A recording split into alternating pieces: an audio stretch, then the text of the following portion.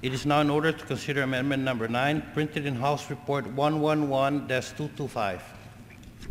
For what purpose does the gentleman from Tennessee rise? Mr. Speaker, I have an amendment on the desk. The clerk will designate the amendment. Amendment number 9, printed in House Report number 111-255, offered by Mr. Cohen of Tennessee.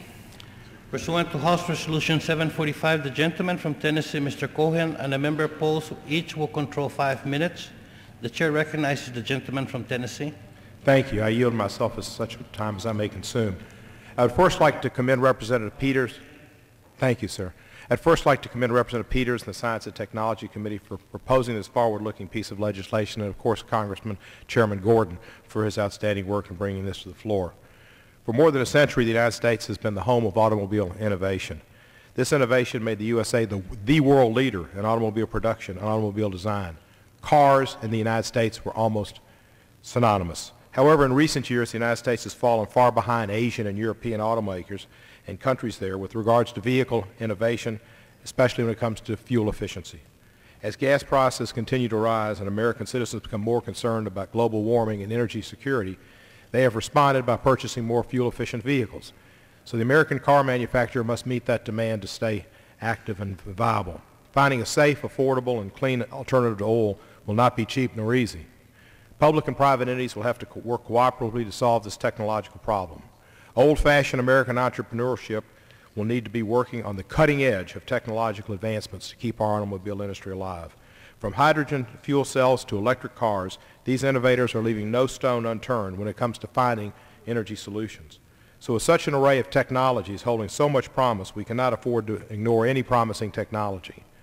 With this in mind, this amendment which I offer, Amendment 9, assures that electromechanical storage technologies such as hydraulics, flywheels, and compressed air storage are also allowed to be researched under this Department of Energy program. These technologies hold tremendous promise and need to be explored as energy alternatives. For example, existing compressed air cars average more than 115 gas equivalent miles per gallon and can reach speeds of up to 90 miles an hour. Most importantly, these cars emit almost zero carbon dioxide and only cost $2 to $3 to fill up. Technologies such as compressed air are not yet perfect. However, with the passage of the Advanced Vehicles Technology Act, these innovative technologies can receive the funding they need to transform a novel fuel source into an energy solution of the future. Doing so will spur development throughout the country in small scientific laboratories. One, Memphis Bioworks, in my district might be one that engages in this, as well as in the massive grounds of General Motors, Ford, and other American manufacturing plants. The economic competitiveness and safety of the United States depends upon the ability of American entrepreneurs to develop viable alternatives to oil. In order to ensure our future security, we must make a down payment on the future of our country by seriously investing in alternative energy research. For these reasons, I strongly urge the passage of this amendment to the Advanced Vehicles Technology Act, which simply gives another alternative to the Department of Energy to move us into the future in a progressive and sound way. Thank you. Thank you, Mr. Speaker. For what purpose is the gentlelady from Illinois?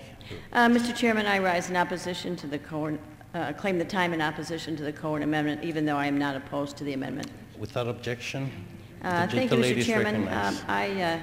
5 minutes. I do support the amendment. I think it simply lays out examples of electromechanical storage technologies to make sure that they are included within this bill. And with that, I would yield back the balance of my time.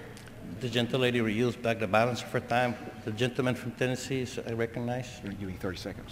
I yield to the Honorable Bart Gordon, Chairman of the Committee from Murfreesboro. Thank you, Mr. Cohen. The gentleman is recognized. Thank you, Mr. Cohen. I also want to thank you for presenting this good amendment to us. It seeks to recognize the full range of energy storage devices that could be incorporated into vehicles, including beyond batteries. We've worked with Mr. Cohen in perfecting the language. It's a good amendment, and I urge its adoption. The gentleman from Tennessee is recognized. Thank you, Mr. Speaker. I yield back the balance of my time and urge a positive vote on the amendment. The gentleman yields back the balance of his time. The question is on the amendment offered by the gentleman from Tennessee. Those in favor, please say aye. Aye. Those opposed say no. In the opinion of the chair, the ayes have it. The amendment is agreed to.